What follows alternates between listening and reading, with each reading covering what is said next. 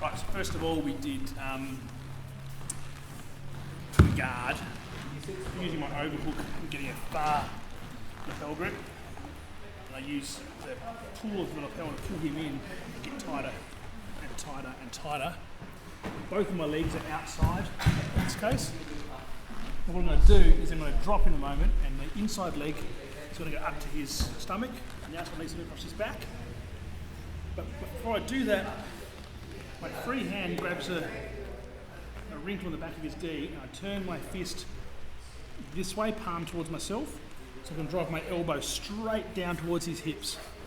As I lock it in, I fall and throw my legs in place. That's the tap. Turn this way, shoot a second again. Tight grips, turn the fist, I turn it in, so I rock back, and there's my tap. Now the same technique without the gi.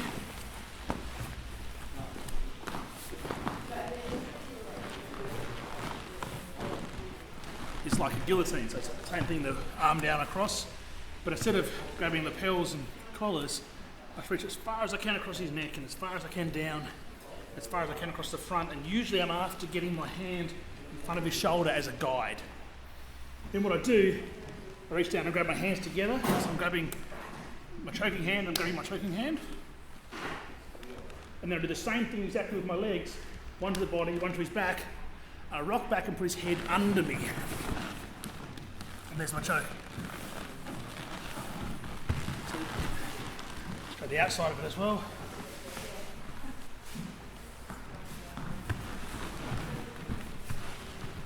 So come as far as I can, join my hands together, rock back, and there's my choke, all in the weight dropping.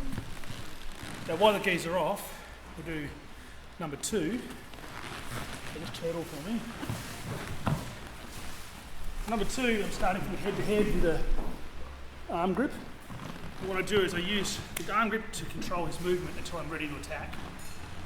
In which case the arm that's close to his head blocks his ear, and then I'm going to roll underneath him. I'm going to be loose enough that I can reach my arm past and through without knocking him over. And through it, I do a high fives position in the air, high as I can. And then I'm still holding his head in place until I'm ready to clamp down. And now I've got the clamp, I can let go and grab my hands together. My hands are together, I can walk towards his legs and pull him down. From there, grab my bicep, grab his body and walk towards him. That gives me my Bravo choke. So, same grip, grab his head, spin through, boom! Clamp, walk towards him, come across my bicep and squeeze until I get the choke. Now, put the gi tops on. So this technique's going to be very similar, but it's the lapel half Nelson choke. So,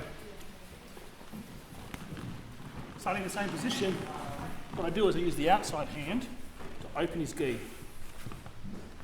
which allows me to feed my inside hand under his neck, fingers in grip, get a grip. I'm tight, but I'm also tight that I can't move around him. My free hand now comes around his arm with the idea that it'll come around his arm and back up behind his head. What I do is I put my head low, I can roll through, my arms come out behind his head already, I roll him over, squeeze the neck, extend my hand and get the choke. So from the other side you can see that I open the collar, feed my hand in and get my grip deep, fingers in. My hand comes around his arm, head goes down, and you'll see my arm will snake through behind his head as I roll.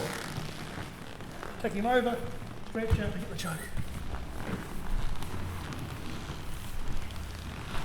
And then the last one was the anaconda choke. So this is the one where everyone rolls, and we try not to roll in this case. So I do it this side first. What we do is I get my gable grip, but my gable grip is outside of his arm. I drag his arm forward.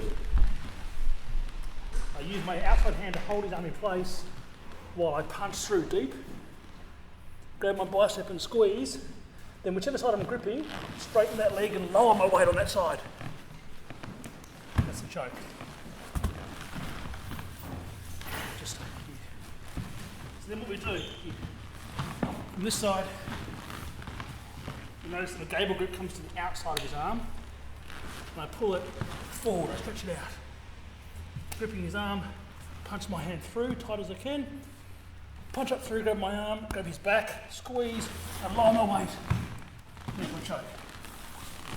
What I'm not doing is grabbing the grip and rolling him over, because that's the way he's going to counter himself anyway. And what I'm trying to achieve is using my weight to force his arm and shoulder across his neck to choke him, like in a triangle choke.